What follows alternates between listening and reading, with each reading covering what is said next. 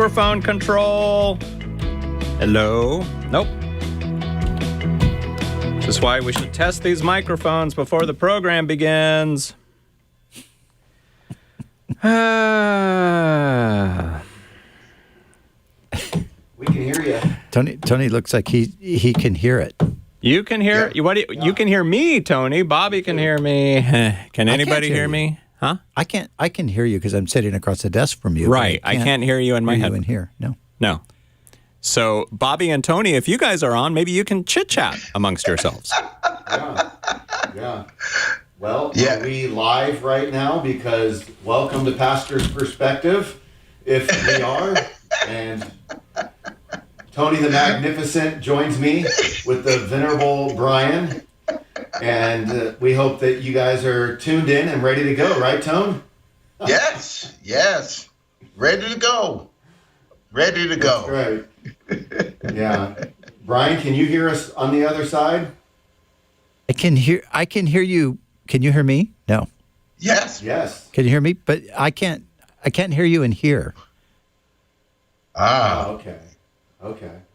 So is the audience listening to us right now? Can they hear?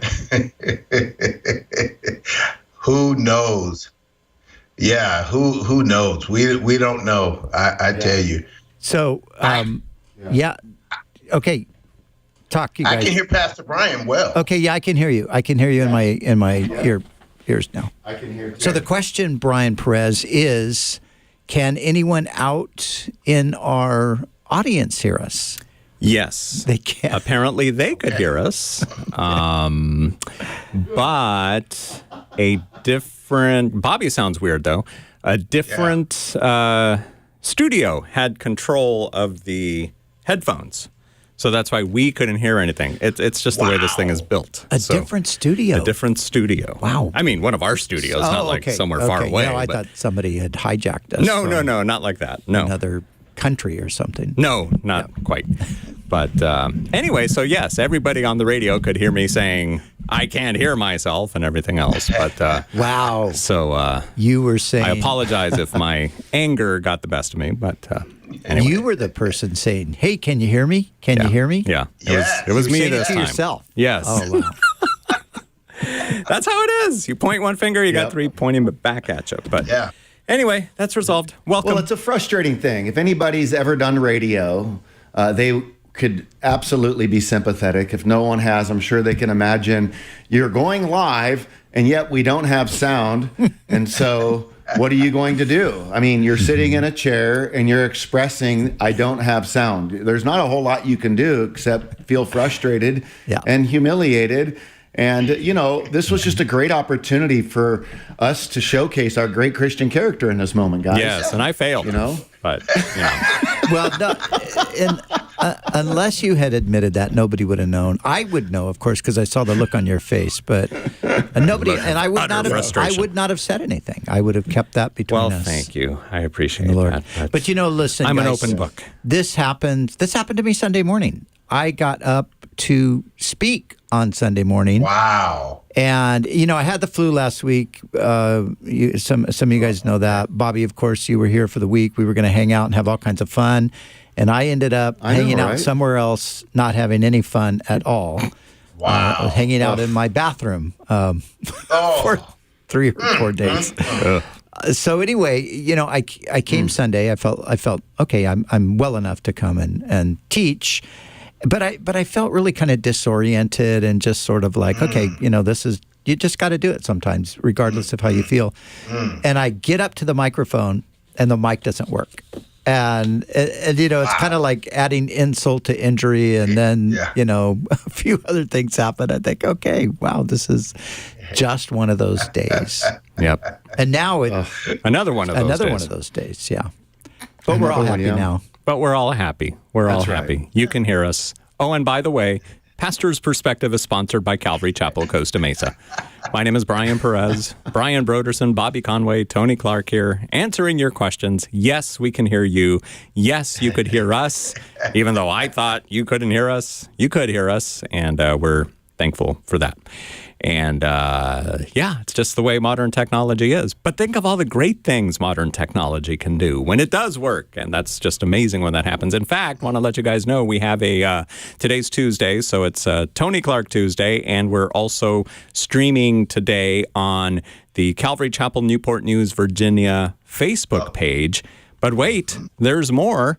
Pastor's Perspective now has its own YouTube channel. So in the past, to watch us on YouTube, you would have to go to the flagship radio station, KWVE 107.9, and watch on their YouTube. You can still do that, but there is now a new Pastor's Perspective YouTube channel. We invite you to subscribe and like and follow and whatever you do on YouTube. Do that, and you'll get notified every time we do something new. And click the bell icon. Smash that like button, whatever that means. So are we we're on Bobby's YouTube as well? I mean, we have been on Bobby's YouTube, right? I don't think he re-signed the contract with us. I don't think he, I think we were demanding too much money or something. I don't know. Forced us to have to go independent. Yes. We've got to do our own thing here. But no, it's all good. So many different ways that you can listen to us and watch us. And of course, we've got the podcast on Spotify and I think a few other places too. So yeah. Just a lot of ways to get the word out. Yeah. Okay. Well, I have to get this word out that I've been supposed to make this announcement and just forgotten, was out of town, got sick, whatever it was. So I want to let our listeners know who are in ministry, pastoral ministry, children's ministry, worship ministry, part-time ministry. If you are in some way serving the Lord, He's called you into pastoral type stuff. We have our annual International CGN Conference coming up here at the end of June 25th through the 28th, and it will be on the grounds of Calvary Chapel, Costa Mesa. And we always have a tremendous time. It's really just a time to get together and to be encouraged. Everybody knows that we're living in pretty crazy times and disorienting times, challenging times. So we're going to spend a few days together, the 25th to the 28th of June, just being encouraged. We're going to look at our theme this year is the Spirit of the Lord is upon me.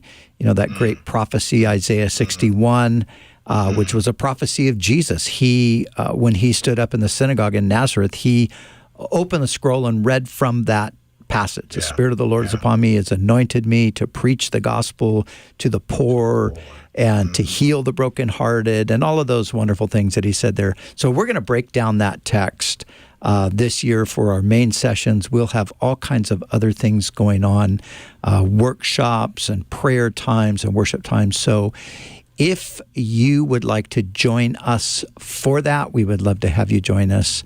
And you can find out more information about that by going to Calvary Global Network.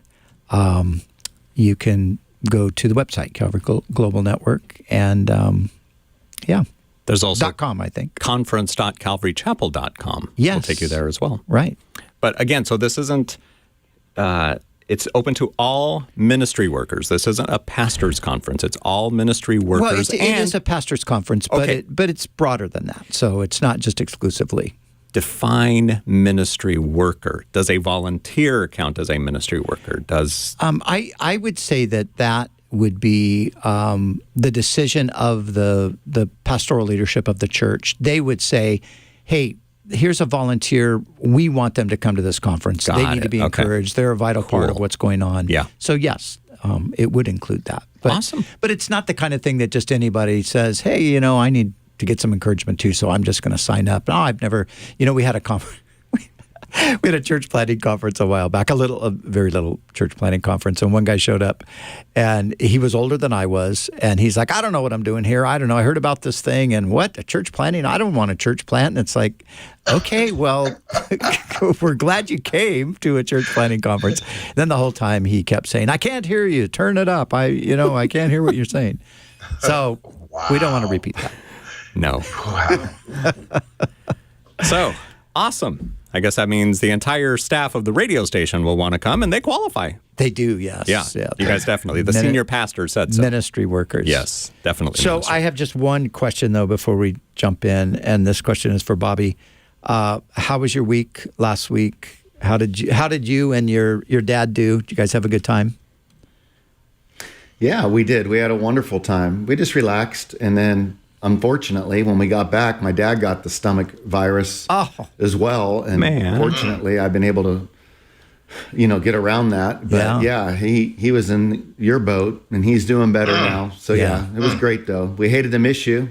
Yeah, for sure. But we had all those great plans to go out and have that great steak and get our ties cut off when we walked in the restaurant, and it just never happened. But I've seen that Heather has. She doesn't look like she's missing you at all. She's looks like she's having a great time in Hawaii without you.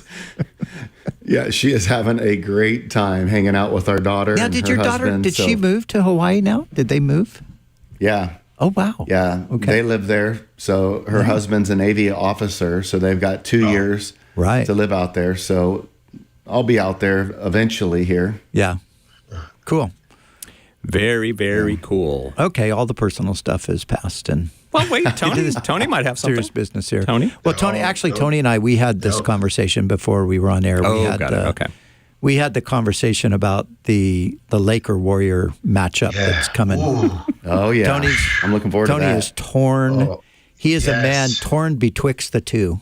Yes. Having a desire to be with the Lakers, which is far better. But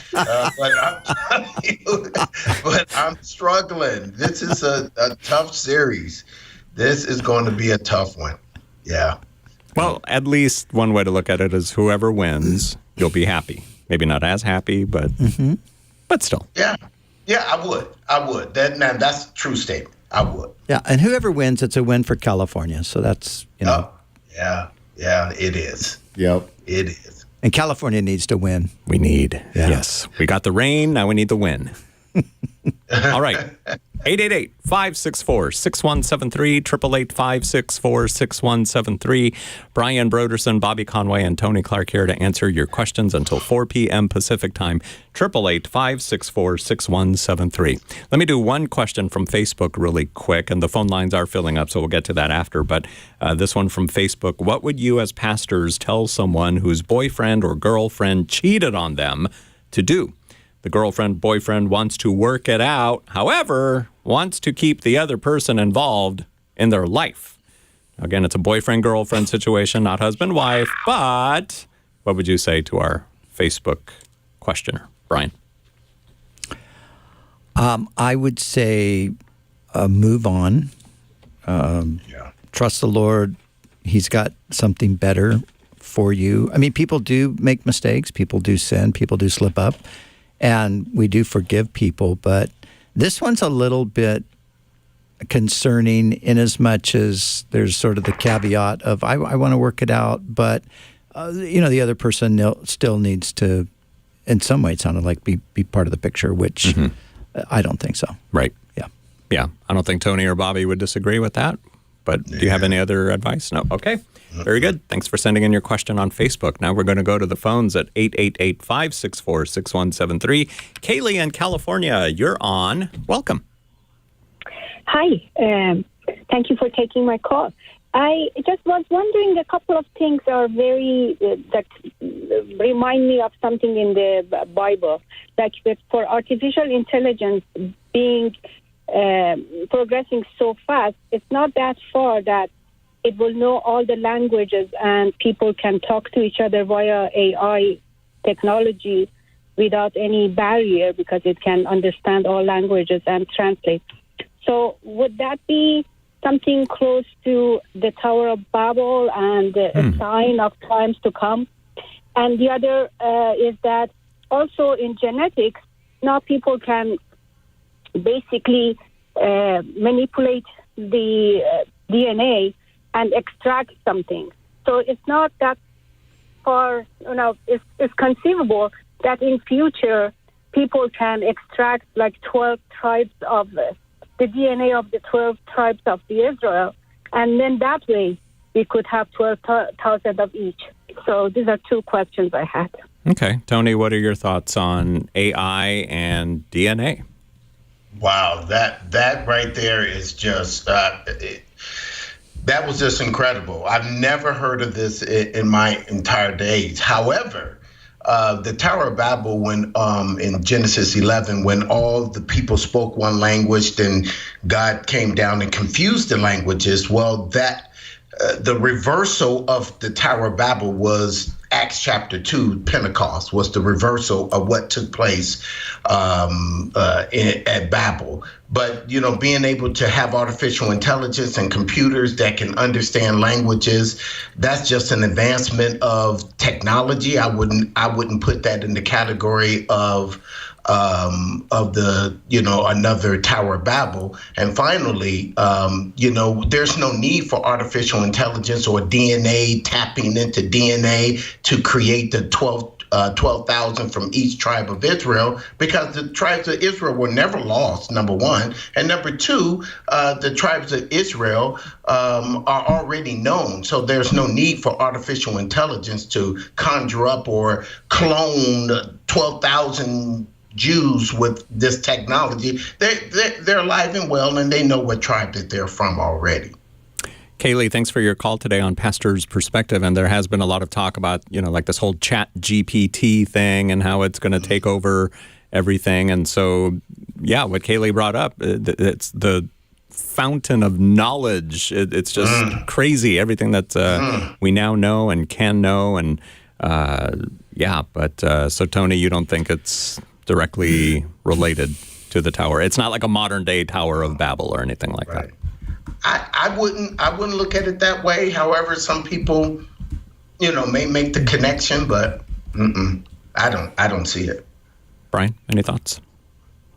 Well, I think, I think there's a positive side to it. And I think that is, language is a huge barrier in communication. And to be able to break through that communication barrier especially in the sense of, gospel opportunities. I mean, one of the things that it just drives me completely nuts. Of course, I travel a lot and I go to non-English speaking countries, and I always am kicking myself the whole time I'm there, thinking, how come I'm not one of those people that could just learn like 5 languages? And because you're restricted to a translator. So I think this kind of thing is amazing. I mean, I hope they put like one of the, where you put like a little thing around your neck on a chain or something, and you just talk and it comes out in another language. That would be awesome. I would sign up for that in a heartbeat. Yeah. Like the dog collars on the Up movie that came out years ago. That'd be great. One of the things, they have something similar to that now, where I've seen as I'm watching basketball games, they will have commercials.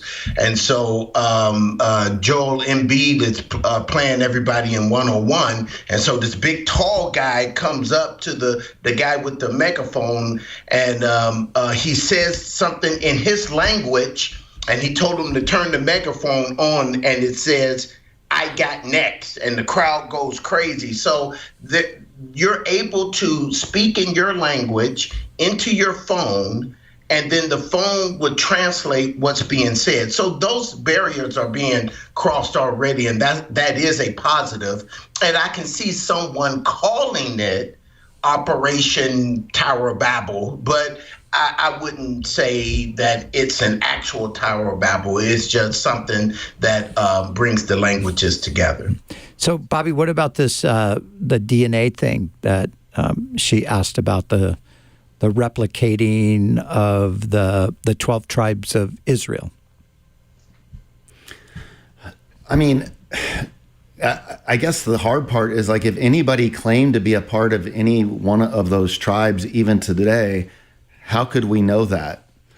So I guess that's the part where I would be a little bit confused, where I understand what Tony's saying. Okay, it's not like, you got the lost tribe, you've had a lost tribe or whatever, but some of these other ones weren't lost. But do we actually know how to trace current ancestry back from the living Jews today to their actual tribes? That would be, so do you feel like that's, See, I guess that would be the thing that I haven't really thought about a whole lot from the standpoint of how are we actually getting back there. I probably would have been more in a seat of a little bit of skepticism on knowing that, hey, in the future, everything's going to work itself back out. But if somebody said, hey, I'm part of the tribe of Levi, I guess, how do we really get at that information accurately? And maybe there's been some tests that are done that I'm just not aware of. Tony? Yeah, I know one thing. People are tracing back their heritage, especially for people who look like me. They are able to trace back heritage all the way to Africa, certain countries in Africa. There's many people that look like me who are also can trace their lineage even back to slavery time. And so I'm sure the same type of thing can be done for the Israelites, because James 1:1 says, James, a servant of God and the Lord Jesus Christ, to the 12 tribes which are scattered abroad. So that whole narrative of there's some lost tribes, the book of James doesn't think so. So they're just scattered abroad. And so all they have to do is do what people are doing today to trace their lineage, because they're going to have to, especially for those who claim to be Levites, in order to offer up the sacrifices in the future temple, they're going to have to be able to be verified that they actually came from that particular tribe. And if back in the day, if they were able to trace the lineage of those who were Samaritans and know whether they were actually Samaritans or actually real Jews, if they could do that back then, surely we can confirm today whether someone is of whatever tribe of Israel. Good conversation today on Pastor's Perspective. Were you going to say something else? I thought you were. Never mind. We needed Genesis to tell us about this, Somebody who knows genetics. Yes. Yeah, I mean, I obviously Ancestry.com and 23andMe or whatever it's called, all of that stuff is out there. But I do think that, personally, I think, there's a problem.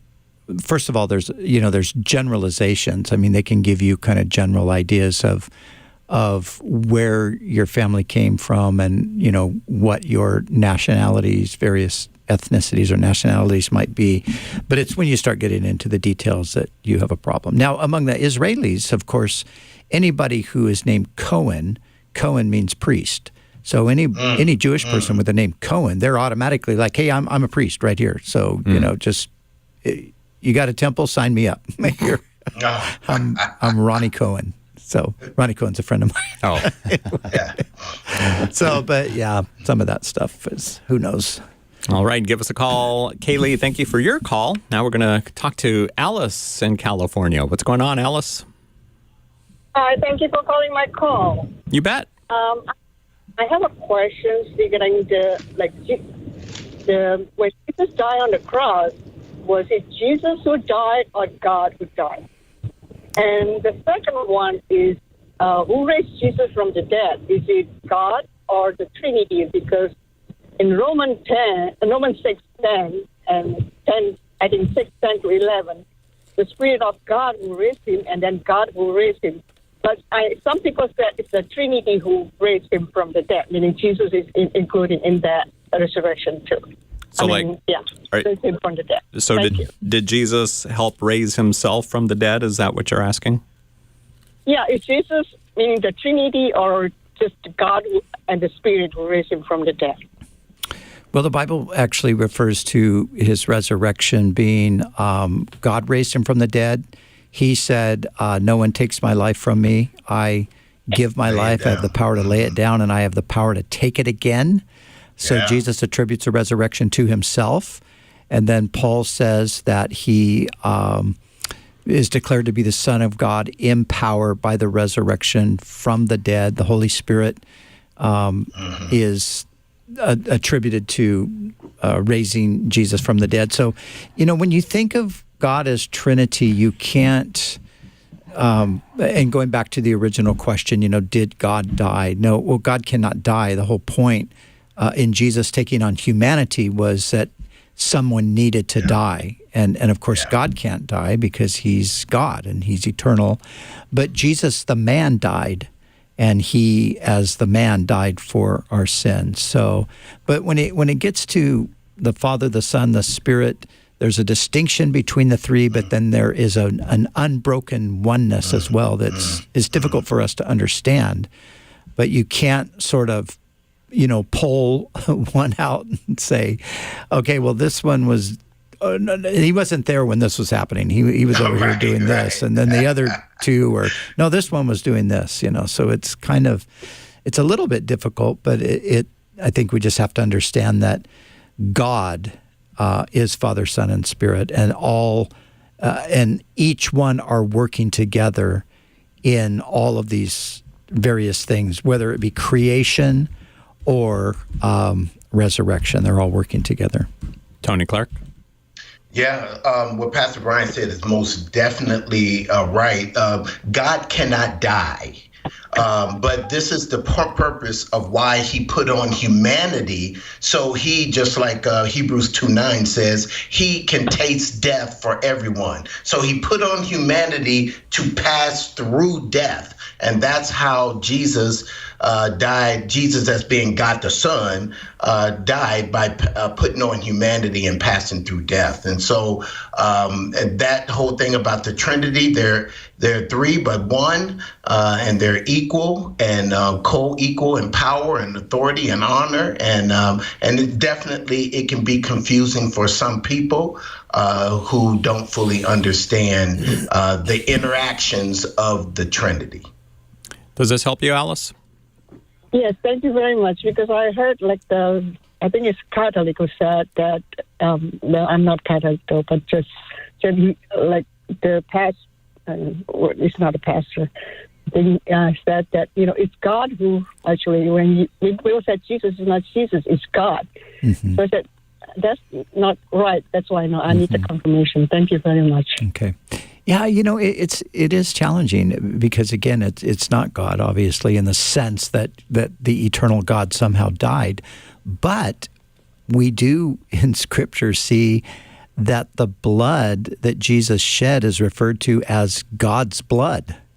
God purchased the church with his own blood. Mm-hmm. So it is, it's a very, very thin line here that we're sort of walking on.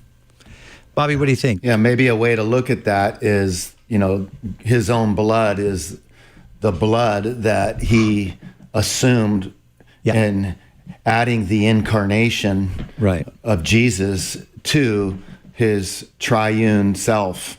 And so even Jesus, in saying, I have the power to lay down my life and take up my life, is kind of a hint at he's more than a man. Because you wouldn't be able to take up your life if you were dead.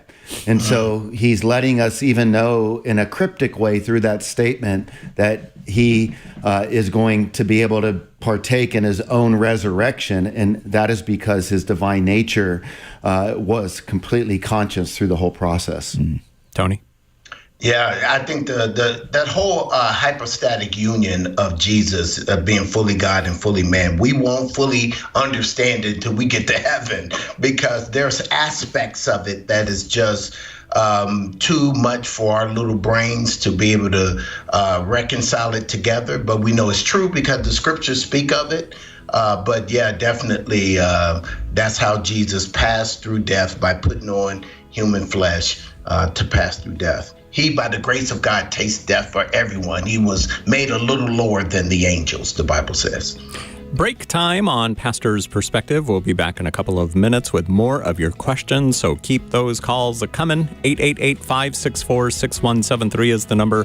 Brian Broderson, Bobby Conway, and Tony Clark here till 4 p.m. Pacific time to answer your questions at 888-564-6173.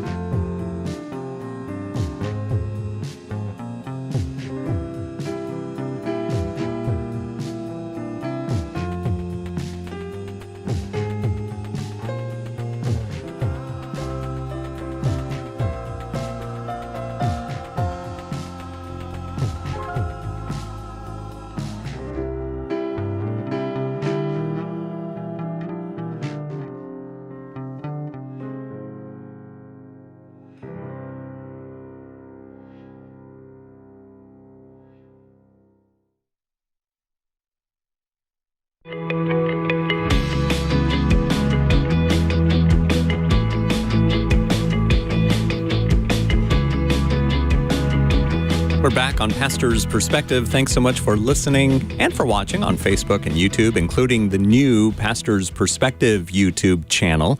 It's got its own channel now. Look that up. I couldn't find it, but maybe you can. Brian Broderson, Bobby Conway, and Tony Clark here. Maybe because it's brand new, it takes a while for it to show up at the top of the stream. But we're definitely on the Pastor's Perspective Facebook page. Also on Tuesdays, we're on the Calvary Chapel Newport News, Virginia Facebook page. And why is that? Well, because their senior pastor, Tony Clark, is here with us today, as is Brian Broderson and Bobby Conway.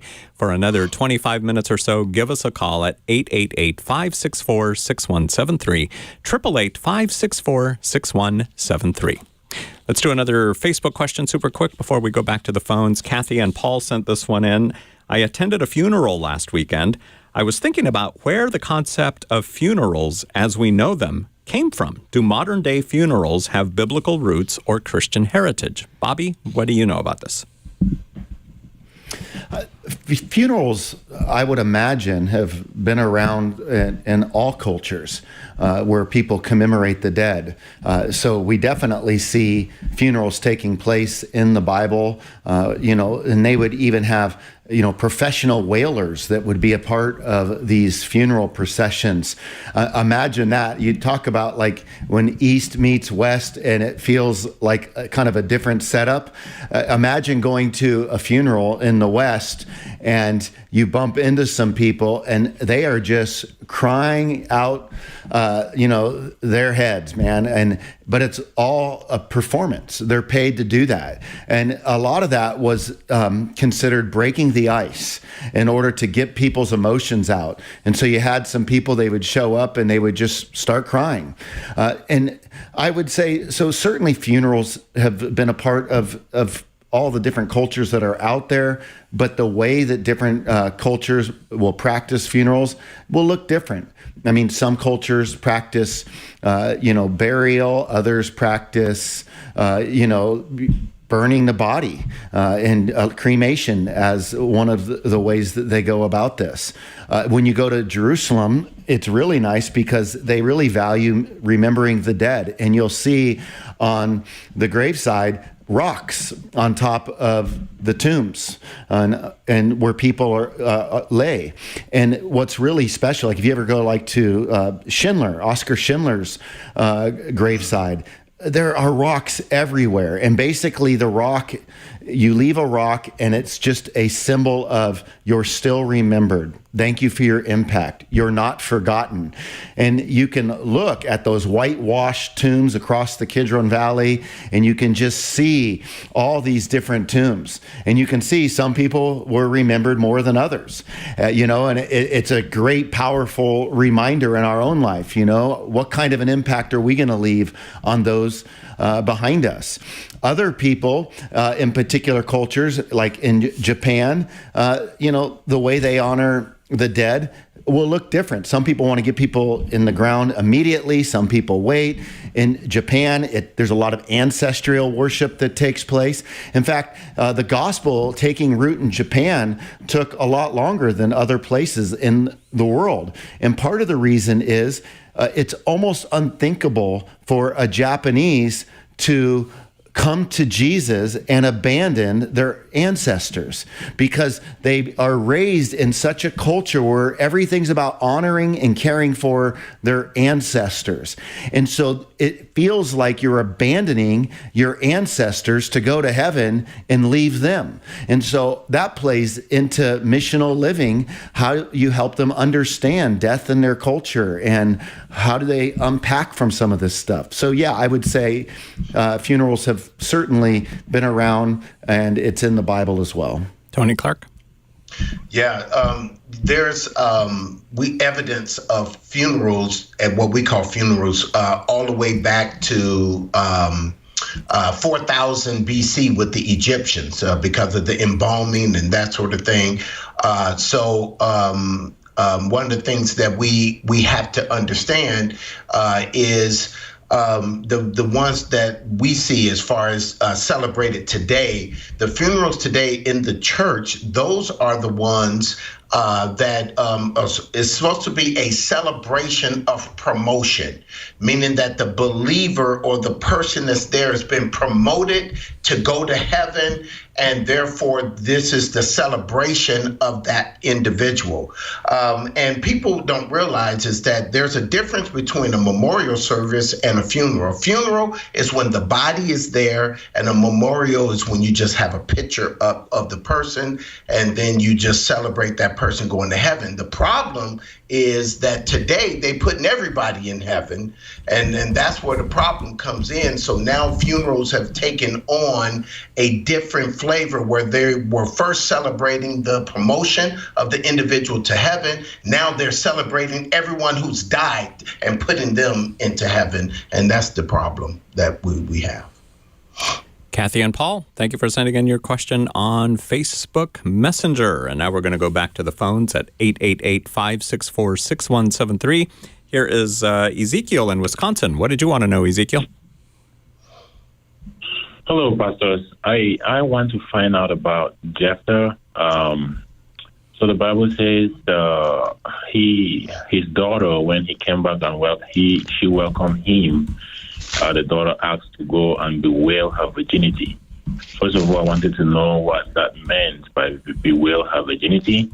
And then second, I also wanted to find out if actually Jephthah sacrificed her daughter, because I know in those days you could only sacrifice certain things to the Lord, and if the Lord actually let him do it. Brian?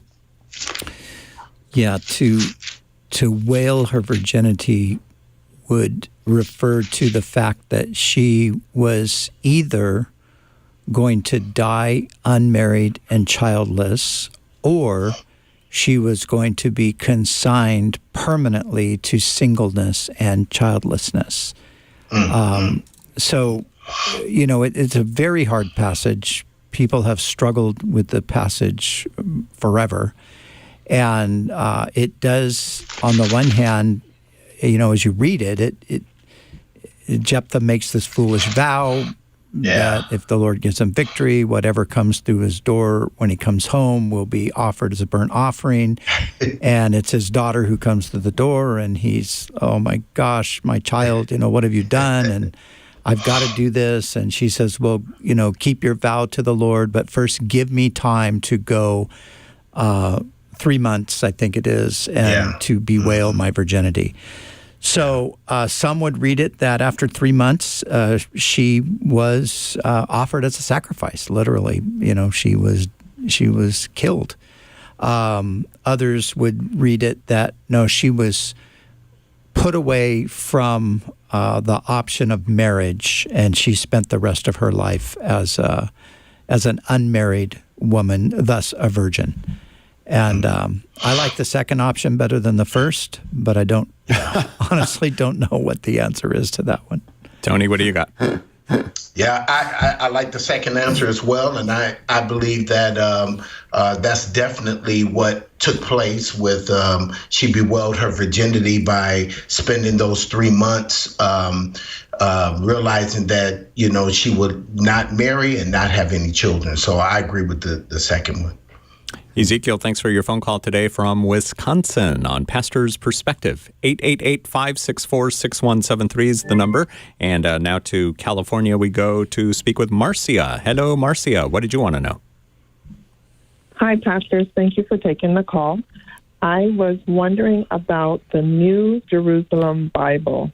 I was recently made aware of this version, and it looked interesting, but I know I listen to different pastors on, the media, and many of them say it's good to look at different translations so you can get a full comprehensive meaning. Mm-hmm. But I also know that there is unauthorized versions of the Bible that we really need to stay away from. So I'm looking to get some guidance from this your group as to what do you think about the New Jerusalem Bible? Now, Marcia, really quick, what you said you found it fascinating. What about it did you find fascinating? Well, the different categories, or how it's laid out. It's how to raise your children, how to treat your neighbors, how to communicate, just the everyday things that we do in life. There seems to be a perspective, if you will, on how to do those things biblically, but I'm not sure if it is. I didn't really read it. I just kind of saw the outline and said, oh, that looks interesting. And then I said, oh, I need to find out about this before I even open it. I didn't purchase it. It was a relative, actually, who has it.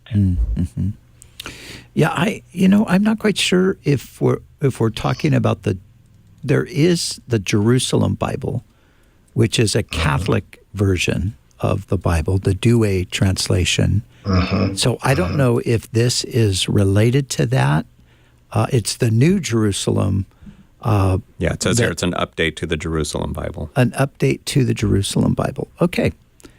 Yeah, so it would be, Bobby, what do you know about that Jerusalem Bible? Not a lot. I mean, outside of the fact that, it was published, in 1966, and it includes the Deuterocanonical books, so the Apocrypha. So this is a Roman Catholic Bible, and so I don't know if our caller is Roman Catholic. Now, I don't think there's anything wrong with, reading the Apocrypha, but not as part of the infallible text. But if you want to read it for, First Maccabees to get some history, that can help fill in some of the blanks for you on what's going on at certain periods of time. But outside of that, I am not a Roman Catholic, so I would feel better having just the 66 books. And then if I wanted to look at an Apocrypha, I would look at that separately. And I also know that the notes that are going to be in the New Jerusalem Bible, and there's lots of notes to our caller's point. And so these notes are going to have a Catholic perspective as it relates to these various issues. So if you're wanting to be indoctrinated into the Roman Catholic Church, then this is a good way to go. But I would say there's probably another approach where you can really look at other, like the Life Application Bible has tons of notes and practical commentary that could be helpful for you as well. But anytime you take a Bible, there's even a Protestant Bible, there's lots of different Bibles that are out there on offer. And, you got a recovery Bible. You got an apologetics Bible. So the apologetics Bible will look at the different problem passages and give apologetic answers, and that can be great. When it comes to the recovery Bible, that will look at, different, addictions that we think we might be able to trace, or the problem with alcohol that it can cause in your life. For me, I would rather have true commentary on the Bible that I'm looking at on the notes. And then when I want stuff on parenting and stuff, I would look at books versus, a parenting study Bible. Because, there's only so many parenting passages you're going to come across in the Bible. I'd rather just read books on parenting or listen to a podcast on parenting and just figure out what my Bible is saying. And so if I'm going to spend time with a study Bible, I want to understand what the Bible has to say. But that's just my approach. Does this help you, Marcia? It does, and I'll just have an input. I'm not Catholic. I attend Calvary Chapel, Inglewood, and I like the teaching that the Calvary Chapel gives to myself and to my children. I've never heard of a Life Application Bible, and I think this is why I was drawn to it, because I'm looking for something that could just kind of make it more applicable, simple to understand and put into practice. It seems like just going Sunday and when I can on the Wednesday night Bible study, it's not enough. Life is fleeting, and I'm constantly catching up to how I should have parented, how I should have handled my neighbor, how I should have handled a situation. And that the Jerusalem Bible, it kind of had it broken down, so I was ready to dive in, but I would appreciate. There are. It sounds like it's divided up from just the way you've described it. It sounds like it's divided up as sort of a topical Bible, And there are topical Bibles where they take topics like you're talking about, parenting or relationships, loving your neighbor, alcohol, all of those different kinds of things. And they give you a list of passages, and then somebody makes a comment on it. But the Life Application Bible, as was mentioned by Bobby, is one study Bible. So there are many study Bibles that are available that give you the biblical text, which is your first resource, but then it gives you a commentary, something to kind of read along with it to help you understand it a little bit. So a good study Bible can be tremendously helpful for people. And the Life Application Study Bible is one. There are numerous study Bibles that are out there. So maybe visit a Christian bookstore, go online, chapelstore.com. I think you could find, we have lots and lots of Bibles at our store here at Calvary Chapel, Costa Mesa, and we have these study Bibles that might be one that works well for you. Yep. You can do that. Marcia, thank you so much for calling us today on Pastor's Perspective. The correct website, thechapelstore.com.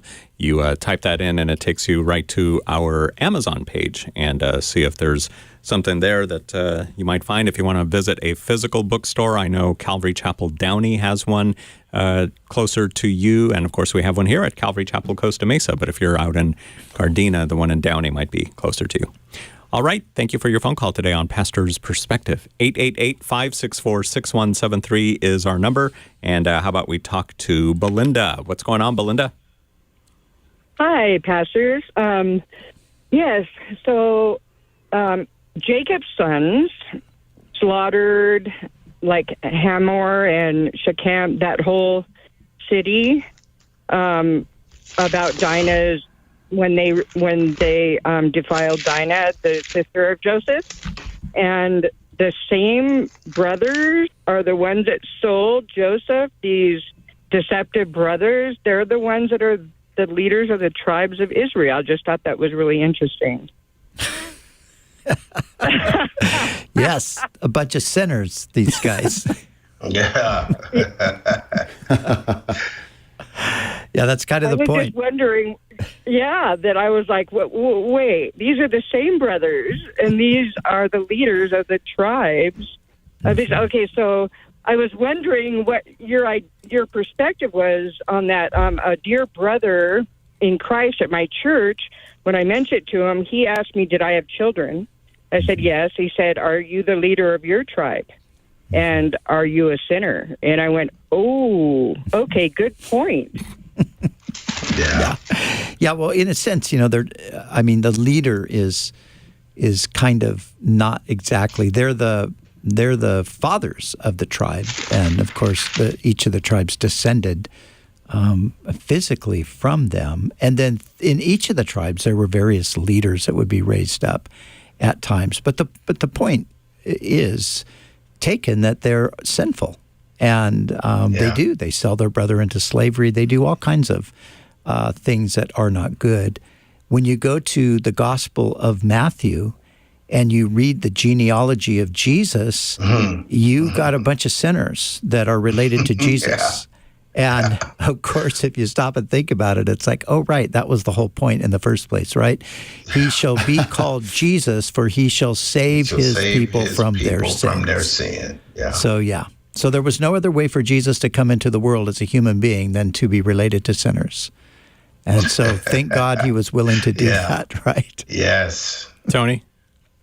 Yeah, that is true. And the thing about it, that particular situation that occurred when Dinah was raped in Genesis 34, Simeon and Levi, they went in and did what they did because they raped their little sister. And so the thing about it is that the Levites ended up getting it right, because in the days of Moses, when they were swirling around the golden calf, he said, Moses came down and said, who's on the Lord's side? And the Levites had a chance to get it right. They were on Moses' side. And he said, now take your sword out and go and thrust through your brothers and sisters. And so Levi, even though they sinned, God is a God of the second chance. He gave them another chance to get it right. And they did. And they became the Levites, the priests and of the nation of Israel. Sinners running churches, sinners running ministries. My goodness, it's a horrible thought when you think about it. But yeah. What do you do when, let's say, you're asked to speak somewhere or whatever, but you just feel like, no, I've let the Lord down recently. I'm not ready to do that. But if you have a calling to teach and you get that opportunity, do you just go up and do it because it's the calling on your life, or unless you feel like the Lord is saying no, hold back for a while? Bobby, what do you think? I mean, I do think that you have to proceed by faith. I can't tell you how many times I've had arguments with my wife on Saturday nights. Spiritual warfare was going on in the house, and my wife and I are in a battle. And it's really overwhelming when it does happen. During the thick of parenting, my wife and I, we got into a bad communication rut where we just were disagreeing on parenting philosophies, and it just caused us to be arm wrestling in a tough season. But what do? You get in an argument and you just go quit your job? I mean, it's just kind of like, I would apologize. I'd say, honey, I'm sorry. I'm frustrated. And, I would try to make sure I get my heart right before I walk into the pulpit. But pastors struggle, and sometimes you have different issues, and you can't just, like, for example, I had a season that was drawn out with doubts. And, there could be some that would say, oh yeah, you should have just stepped down since you were doubting. Well, I hated my doubts. I wasn't looking to have doubts. I wasn't trying to be this celebratory guy of my doubts. I hated my doubts. My brain was producing questions, and I think there was tons of spiritual warfare going on in my life in that season, and God would use that to bring me a book out of it. And now I have a ministry of helping doubters, but he allowed me to go through that. Well, I think some people could have such a look at the church going, oh, you know what, this pastor has some doubts. He needs to step down from the pulpit, figure it out. I even told my leadership team, I said, I get if I come to a place and deny this, that I have a responsibility to step down. I'm just wanting to know how to live with these doubts. I hate these doubts. And by faith, I would walk up to the pulpit and just say, God, please lift this trial from me. So I do think at times we go through difficulties, and we have to just lean into the Lord. We have to stay quick to confess. We have to keep open lines of communication. We have to be repentant. But we mess up. We are sinful. And so we shouldn't think that we have to just step down from something immediately. And you know what I tried to do? I'd just go on the road. My wife and I spoke for Family Life for almost 10 years. And that was some of the most argumentative marital years of our life. And here we were traveling around the country and speaking to hotels packed with 500, 600, 1,000 people. And I would just talk about, when I would be talking on the topic of communication, and I would just say, my goodness, communication is difficult. Did you know that my wife and I got in an argument on the way to this marriage conference? Now, aren't you just ready to learn from me on how to communicate? And, they would laugh, and I think that they would feel like, okay, that's real. I mean, we struggle. Bobby, I want to know if there's anybody who has ever spoken with their wife at a marriage conference that hasn't had an argument on the way to the conference. Because I am not in that group of people myself. Yeah. Oh, I was on the way to the airport once, and we were rushing, and you're going up the parking deck, and I was driving really fast, and it was making my wife dizzy, and she hates that when I do that. And I was like, we got to go. And I parked, and I was just being really short. I said, come on, we got to get out of the car. And she sat in the car with her arms crossed, and she said, I'm not getting out of this car until you say, I'm sorry for how you were driving. And I thought, oh my goodness. And so sure enough, we were on our way to go talk about communication at a marriage conference for family life. Well, Lord help us. I can beat that. I can beat that. I guarantee. Bring it. You know what you should do? You and Cheryl have that marriage DVD. Yes. What we need to do is come out with an updated version and have the, what do you call it? The extras. Yeah. And in there, you put all the arguments that were recorded. Yeah, we were doing you have the argument about her texting you while you're doing a marriage message. She was, yeah. So we did a marriage conference, and it was a Friday night, and we had a great time. It was wonderful. And then the next day, something happened, and she refused to speak anymore. So it was like, you're on your own. I am not speaking again. So we were scheduled to speak like 2 more times. So I had to go speak by myself. And while I was speaking, she was texting me the whole time saying, you big hypocrite. Oh, yes, tell him to love your wife. Tell him what a great husband you are. Oh, it's painful. Oh, man. How real do we get on this program? Pastor's Perspective was sponsored by Calvary Chapel, Costa Mesa.